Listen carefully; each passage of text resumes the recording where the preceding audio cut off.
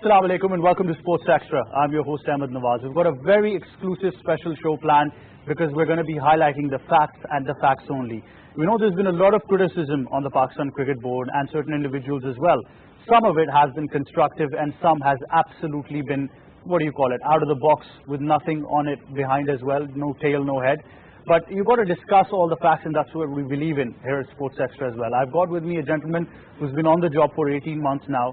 He's been awarded the Member of the British Empire Award as well, the first Pakistani obviously to play county cricket in England as well, and a lot to his credit. He's none other than Mr. Wasim Khan representing PCB. Assalamu alaikum Wasim, how are you? Assalam, Ahmed. Very good, thank you. You? I'm very good as well. Good. Great to have you once again. It's been a long time, hasn't it? Yes, I think I came on your show must have been about 6 weeks when I first started the job, so nice to see you again. Definitely. I think I'll start off firstly from the big news that has been great news, not just for PTV but for PCB at the same time as well, and that's the huge deal that you've signed regarding all the broadcast rights for the next 3 years. Yeah. So do tell us about that initiative and what we plan to achieve from that. Yeah, look, I think first and foremost, PTV and PCB are two major institutions in Pakistan.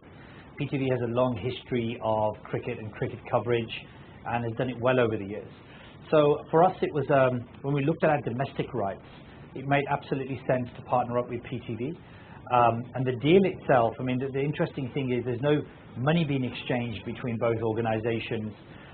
The finances that will come in will come through commercial airtime, through subscriptions, hence why we've now also partnered with iMedia, looking at the cable operators in terms of how it's going to work with that. Very innovative, very creative.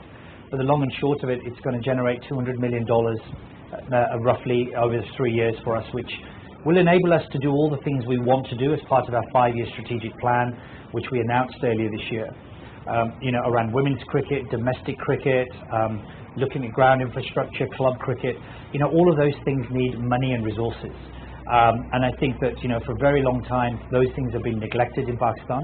But for the first time, if we really want to close the gap in international cricket, we need to get our grassroots and foundations right. To do that, you need money to do it. This will hopefully provide the seed funding to allow us to do it.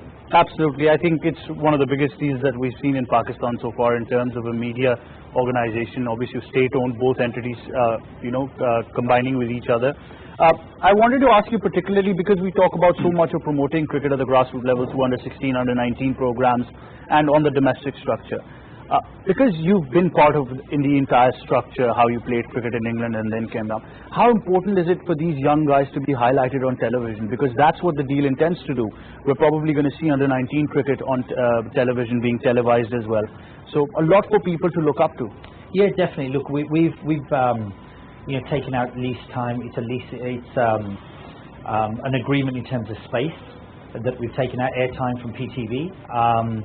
And obviously it's going to be shown through the broadcast as well, through the cable operators.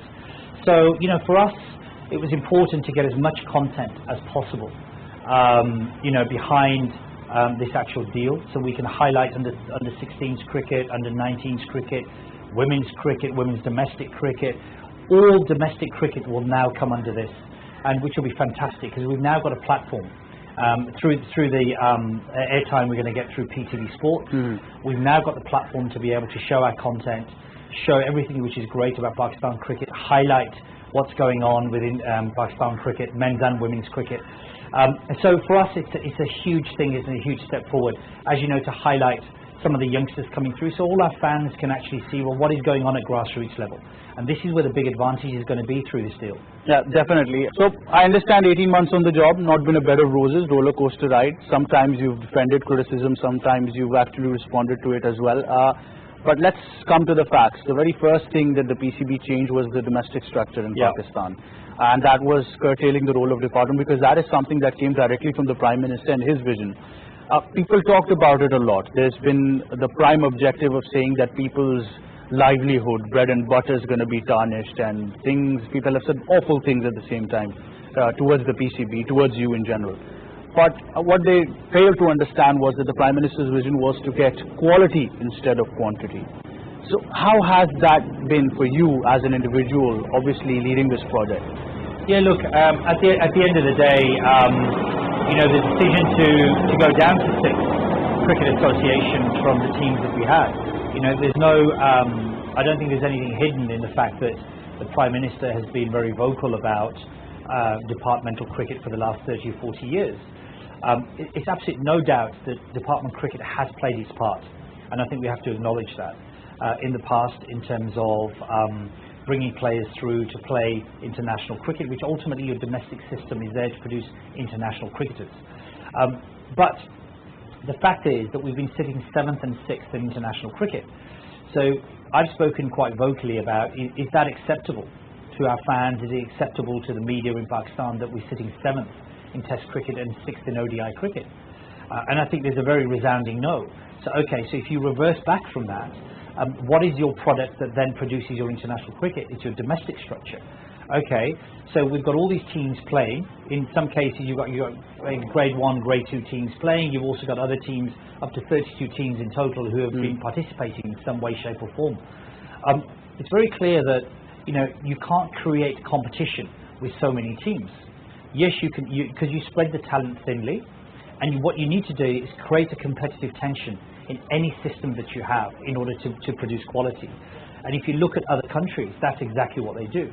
And yes, there's no comparison with Australia because the populations are very different. Huge difference. Huge difference. So there's an argument on that side. But actually, one thing you can't argue with is that the quality has already improved. Not Wasim Khan's sake, not the PCB. Speak to the players who are involved. The players will tell you last year who've been involved in domestic cricket previously, who was then involved in the first year of the revised structure, and all of them were absolutely clear that the quality was at a different level. That will only improve and get better. You're only playing 10 matches, so there's a lot more riding on whether you're bowling, whether you're batting to produce the goods under pressure. We're now in a position where, through the PTV deal, where we're going to be televising matches, we're going to be live streaming, we're also going to be showing extended highlights, so the 3 matches will be covered in some way, shape or form. So there's added pressure for players to play under the spotlight. And perform. Yeah, and perform. We're improving wickets, so we're looking to, we've been working a lot over the last few months looking at the wickets. All of these things you can do when you can control what's going on. So you've got 3 venues per round in Qaid-e-Azam Trophy. So you can really look at all the quality aspects of what you're trying to do. What we are looking to do as well, Ahmed, is that, we've got 90 cities that are going to sit as city cricket associations. They're going to need coaches. There's about 100 coaches that are going to be needed. A lot of these players will then also play in the City Cricket Association. So they would be incorporated into the system one way or the other. Into the system. Yeah. So again, you need to have patience with these things, because Pakistan is one of these places that, as a lot of countries where bureaucracy sits. So we're about to announce the interim committees for the cricket associations very soon. It's taken a bit longer than we wanted, but with the COVID in the last 7 months, it's slowed our progress down. Registering the societies, etc. It's taken a bit of time. So all of these things will fall into place. Again, it comes back to patience. We'll start to see the fruits of that in the next 2 or 3 years. And I think, the quality is already there. We're going to try and incorporate as many of these players who are involved in the systems. But, a lot of these departments have 39, 40, 41-year-olds playing. My view is, you either become an employment bureau, in which case we carry on with the system that we had and said, look, it gives everybody jobs. Or our job is as a cricket board is to improve cricket in Pakistan. How do you do that? Well, you implement the vision that the Prime Minister had. People will argue against it. Everyone has an opinion on that. Yeah.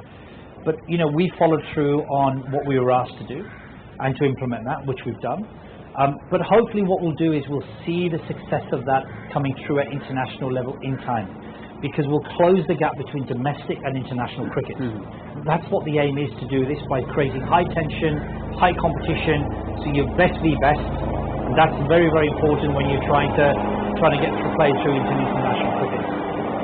Definitely. I think the biggest debate right now in Pakistan is not just the fact of the domestic structure, but more than that, people are unhappy with the new constitution about club cricket. That is something that they want you to explain to them as well, because initially what the constitution came up with, and people obviously, and I was one of those people who played club cricket in Pakistan. So we had this question that how are clubs going to afford gyms? How are clubs going to afford all of these modern facilities that the PCB is now requiring? But to my understanding, and as I did have a chat with you as well, that particular criteria has now been changed. But there is a new vision of club cricket that you want to bring in. Yeah, absolutely. And look, you've got to have a structure, and let's not forget, that Pakistan is very different to other countries, and it's not about imposing English systems or whatever. but you've got to have some semblance of order and a system in your club cricket. You know, when I first arrived, I was told there's over 3,000 cricket clubs. When you delve deeper, you find that actually many of those cricket clubs were bogus cricket clubs. A lot of voting was going on, so a lot of bogus clubs were set up to get the vote. A lot of nepotism, a lot of sifarshi was going on. These were things that were going on. Yes, it's not going to eradicate that, and you know, it's part of the system and these things happen. But what we can do is start to control that a bit more. So get genuine cricket clubs involved. And absolutely right, you know, once I saw that the fact that gyms are involved and stuff, those things aren't going to work here, you know, and it was important to be realistic as possible about what clubs can actually do. But, you know, and also we know they're not professional systems, you know, clubs all over the world are they're recreational clubs, they're not professional clubs. So it was important that we just made them as less formal as possible, but with enough structure where actual fixtures are taking place, matches are taking place, because we want it to be a feeder system into the City Cricket Association. We want the very best pool and talent coming through that can then push to get into the cricket associations. How do we see the primary objective of that, producing young cricketers now? Because we understand, and we have to face the music. Yeah. There is no school cricket right now in Pakistan. So is there a plan to revive that bit as well? Because obviously if you're taking clubs towards a regional cricket association level, then obviously you need to have talent at the very beginning level. Yeah. So do we look to strengthen, does the PCB look to strengthen or build a system of school cricket that we see in different countries? Yeah, look, all the cricket associations will have under 13s, 16s and 19s set up, which will be running. There'll be high performance centres or high performance programs running across each of those cricket associations. And look, schools cricket hasn't existed here as long as I've known. You know, and I've been told that it was very ad hoc. It depended whether you had PE teachers or schoolmasters who were interested in cricket. So there's never been a system. And actually, if you look around the world, there aren't many cricket boards that have proper school systems running now. England had no programs running. That's why Chance to Shine was born and why it sort of set up as a charity to run cricket in schools. So the school system is very, very important. That will take a little bit more time to unravel. But, you know, I remember we were the only cricket board in the world that centralized everything. You know, we were paying for infrastructure of stadiums, trying to run everything out in the provinces, in the regions. You know, and you can't have that with any system. You've got to decentralize. The point of the cricket associations is that, you know, we're about to hopefully announce a couple of sponsors as well for 2 cricket associations in the coming weeks, which is great news. Our objective is to have at least 50% of the cost covered. So it costs about 240 million rupees to run per cricket association annually. So it's a significant cost for the PCB. We'll still commit to covering at least 50% of the cost. What we want is those cricket associations to be running those clubs, having that system set up through the interim committees, and then making sure that we can go in and run their schools programs. But that's their job to do. It's not the PCB's job. You know, PCB's job is to govern the game, make sure there's frameworks are set out. You know, as I say, no cricket board in the world runs schools cricket. You know, Chance to Shine was an independent charity. You know, you can't have a governing body running every single level within a country because it's just not possible. But if, let's say, such a public-private partnership does come up in the near future, would the PCB be supportive of the fact that somebody, a private entity or a corporate organization wants to revamp school cricket in Pakistan? Yeah, absolutely. But those partnerships need to be with the cricket associations. You know, because what we're doing is, as I said, is they're going to be independent cricket associations as much as possible. And their job is to run it. So whether you look at state cricket, whether you look at cricket in India, Sri Lanka, Bangladesh, you know, Australia, New Zealand, you know, those districts, those cricket associations, those counties, those states, they all run their own programs. You know, Cricket Australia, Bangladesh cricket, Sri Lanka cricket don't run those programs. They don't have partnerships with those agencies or you know, have that mix of public-private. They're done with those cricket associations.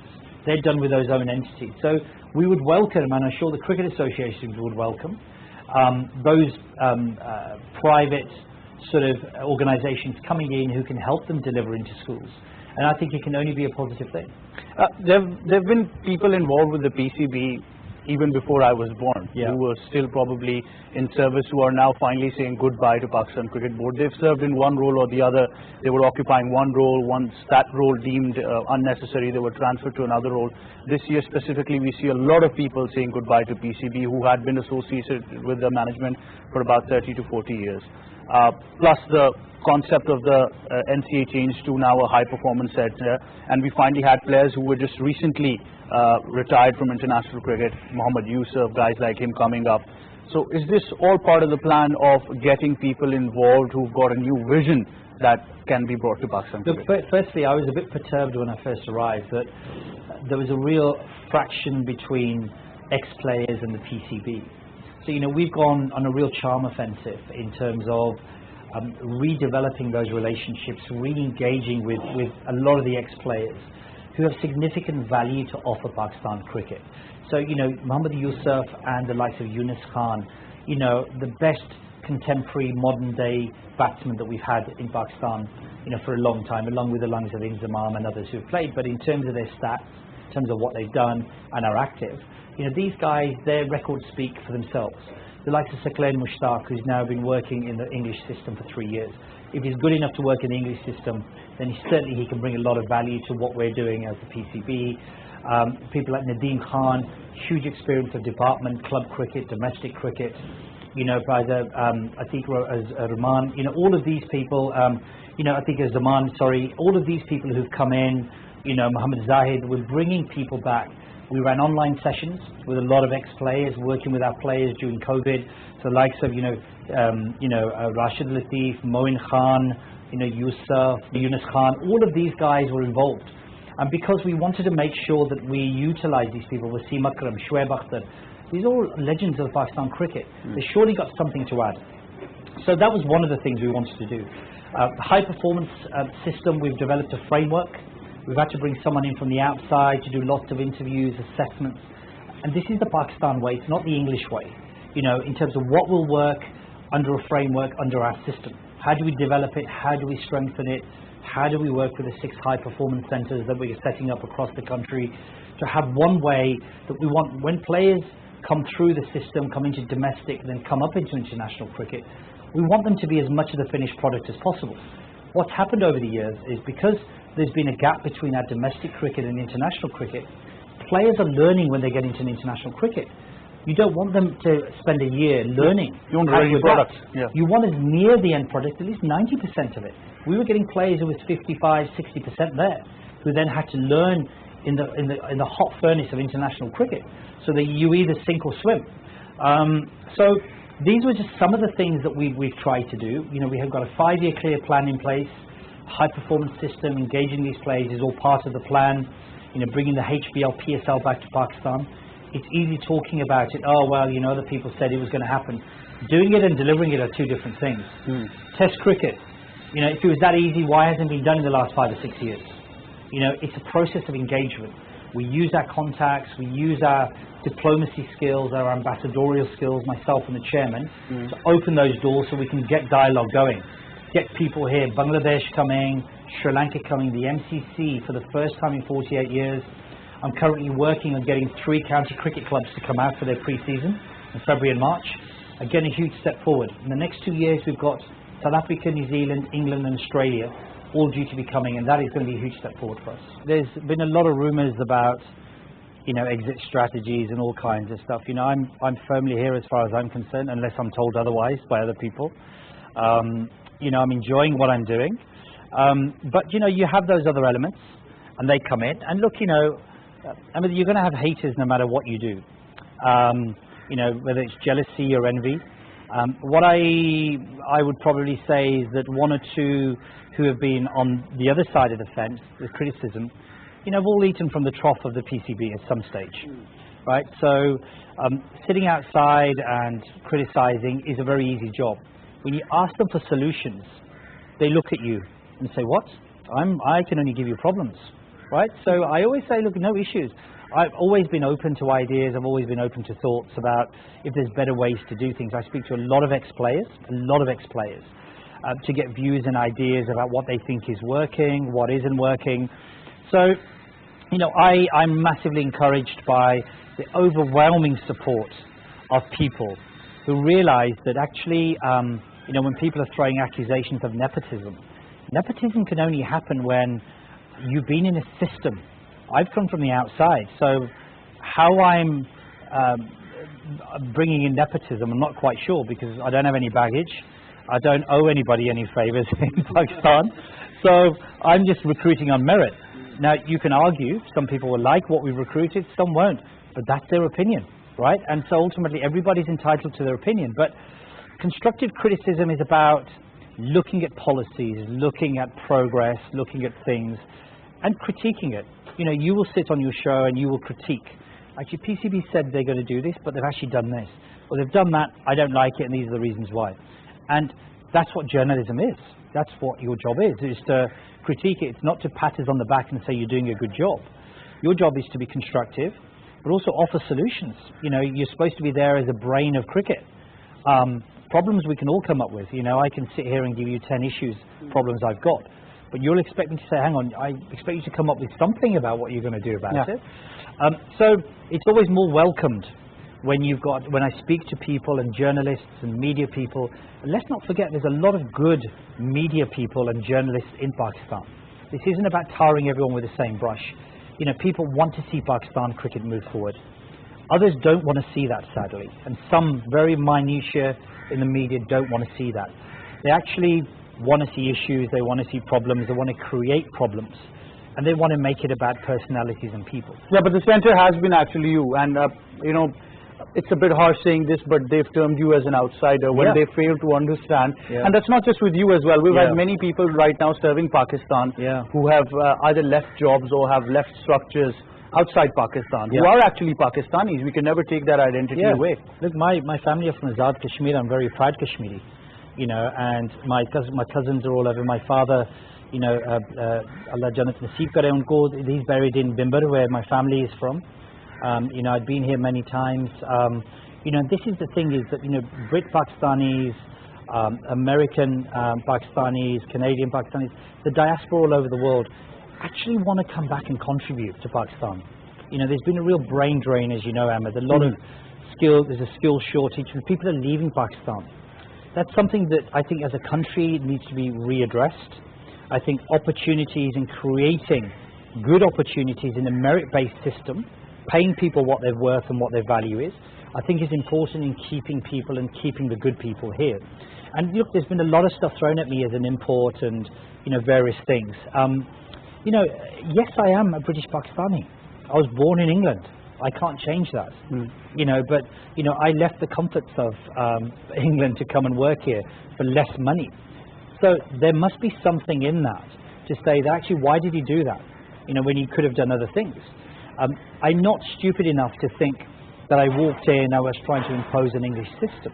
I'd like to think I've got some level of intelligence, that assessed the system, spoken to a lot of people, try to adapt my thinking in line with what will work here, and then try to put things in place. When you make decisions, you're not popular, but you've got to have the courage to make decisions and back yourself to make decisions. And one thing hopefully it's shown since I've been here, whether people agree or don't agree, is that I've made decisions. And why have I done it? Because I've done it tried to do it for the good of Pakistan cricket. There's nothing personally in it for Wasim Khan. I work on merit. This is what the Prime Minister's vision is to weed out corruption. We've changed the landscape of the PCB.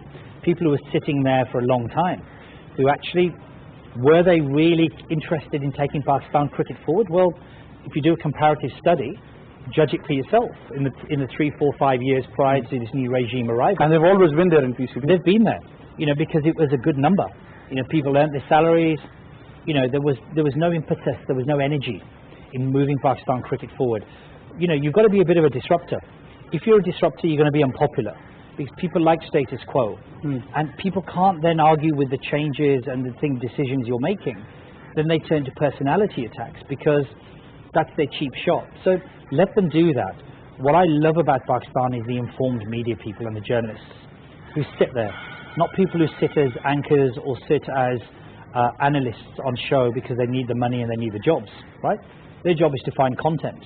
And I actually feel sorry for them, because you watch and you think, if this is what your life has become, that this is what you have to do in order to keep your job, then it's actually quite sad, because the good journalists will actually find the right information. You know, like of yourself, you've got your Majid Bhattis, your Alia Rasheeds, your Sahel Imrans, your Abdul Ghaffars of the world.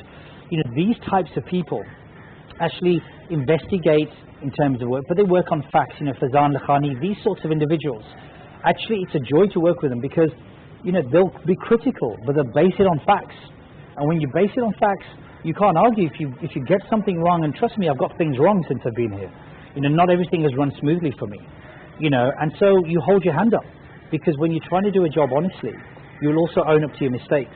When you operate with ego and you're doing things for the wrong reasons, then you'll become defensive in your responses. And I've said from day one that not everything is going to be great. But if I can sit back after 18 months and say, okay, what are the milestones that we've delivered?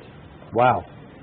I'm pleased with that, with the backdrop of the pressure that I've been under and the scrutiny I've been under, to still deliver that, coming to a new environment like Pakistan, which I'd never lived in. Yes, you know, one journalist says I've never lived here. Well done, Einstein. You're right, I haven't lived here. Yes, I'm an import because I've been born in England. Yes, Einstein, absolutely right. You know, these are the things that actually is a fact. But what I can do is just try and contribute to Pakistan cricket. It's not for me to judge whether I'm doing a good job. Yeah, I like the word import, because you only import what you need and what's good. So that's what you import. So if you imported him, I think it's fine with that. Finally, I think towards the end, I understand we've got a bit of time left now. So two very important news that came in. I think importance not the word, but they were rubbished at the end as well, of being absolutely nonsense. Recently, the meeting held with the Prime Minister of the PCB and a couple of players as well. One thing is for sure, that people have been criticizing Misbah-ul Haq's role as a head coach, as a chief selector, saying too much power thrown to a person who doesn't understand what he's doing, he's not going to have a focus on domestic. And secondly, obviously, with people started claiming that, oh, the Prime Minister has said sack us early years of test captain and stuff like this. So we want to know, not just the journalist community, but Pakistan wants to know what the Prime Minister has really said, what his thoughts are for the PCB and the system that they're governing right now. Firstly, it was a very constructive meeting in terms of feedback around teams' performances. You know, it was done in a good, cordial way. It was honest feedback. Never at any stage did the Prime Minister say to Azhar Ali, sack him as, you know, or to us to sack him as captain. Never did he openly or badly criticize the performances. In fact, what he did say is that the team that he sees right now has the potential to become the best in the world. So that was a factual thing. Look, the department information, look, I'll be very candid with you. It was disappointing for me to see a centrally contracted player and the head coach and chief selector organize a private meeting to go and see with the Prime Minister. You know, I became aware of it the day before. That is not good. You know, my philosophy has been about open engagement. And if you speak to players, you speak to Misbah, you speak to others, I've tried to work on engaging with them, communicating with them, you know, like never before, in order to build trust, build relationships up. And, you know, if you think through it logically, you know, the patron had a vision of 6 cricket associations. As a patron of the PCB, we implemented that vision and have tried to make it work, and are making it work. You've got 2 employees who work for an organization that's actually paying their salary, who's implementing a very structure that you're now going to go and complain about. So if you think through it logically, it doesn't make sense. I think it was ill-informed. I think it was misjudged. And I generally think it was the wrong thing to do. And I think if they reflect back on it, they will actually realize that it wasn't the most sensible thing to do, taking into consideration all of those things. We'll be speaking to Misbah and to Azhar separately, myself and the chairman. There is a huge amount of disappointment, and I'll be having a very frank and honest conversation with both of them about that, because they are employees of the Pakistan Cricket Board, and that's first and foremost. But look, I think you know, the conversation with a lot's been reported, and also it's a shame that these things get leaked out. 2 and 2 are added together and made 5. You know, I laughed at a lot of the things. Spiced up. Spiced up. You know, and I thought, interesting, maybe I wasn't in that meeting. I certainly didn't hear these things. But, you know, things will be added on, because, you know, you need to spruce up and a bit of a, you know, spice, and you want debate going and discussion. So, you know, you a bit generous with the actual factual information. You know, you just add things in. But look, it was a good meeting. He was calm. He had his views on things, but made it very, very clear that this structure was here to stay. And I think that the departmental cricket the Prime Minister had his views on what he thought about departmental cricket, which are well documented and very public, so nothing new. But you know, this department cricket, you know, is now abolished. When the new constitution came in on the 19th of August, the new constitution failed to recognise the cricket departments, and therefore the system has moved on. The sooner hearts and minds can move on and move with it, the sooner we can start to focus on the right things, and that is, how do we keep improving the product of domestic cricket? Because going backwards is not going to achieve anything. And you know, I've always told that, you know, that the past is a point of reference and never a place of residence. Absolutely, yeah. You know, and it's a really good saying. You know, that, you know, you can use it as a point of reference, but you've got to move forward in life. And what we have to do is find ways and look at ways how we're ruthless in making Pakistan #1 in the world again. And once we have everybody aligned to getting us there, the media, the players, everybody, the whole system, we can start to see the results. Definitely. Wasim, thank you so much for your time. Pleasure. I understand you've got a really busy schedule, but you're always there for PTV World and Sports Extra, and frankly, it's been an honor once again having you on the show. No, it's an honor to be here, and thank you for asking me. Thank you. So two things are for sure, obviously, that we've taken out of this interview. One thing is, as you've mentioned, that the system is going to be here. It's here to stay. And second is that Wasim Khan is here to stay. So he's not going anywhere, as people have been saying. Yeah, look, as I said, is that you know, people will come up with various things, but I've ridden it for 20 months. I'm pretty resilient and I'm pretty strong, and there's still a huge amount of work still to be done here. Inshallah. All the very best to Thank you, you. the PCB, and stay fighting. That's what we were going to Inshallah. say. Stay fighting. But that's all we have time for this very, very exclusive and special edition of Sports Extra. You've heard from the man himself. He keeps on fighting. But one thing is for sure, that the system is here to stay, and Wasim Khan is here to stay for the betterment of Pakistan cricket. But we've got a lot of community that really wants to support initiatives of Pakistan cricket for the development of Pakistan and development of cricket at grassroots levels as well. And we're certainly going to be one of those people who are going to be supportive of this fact. From me and my entire team, until next time, it's goodbye for now.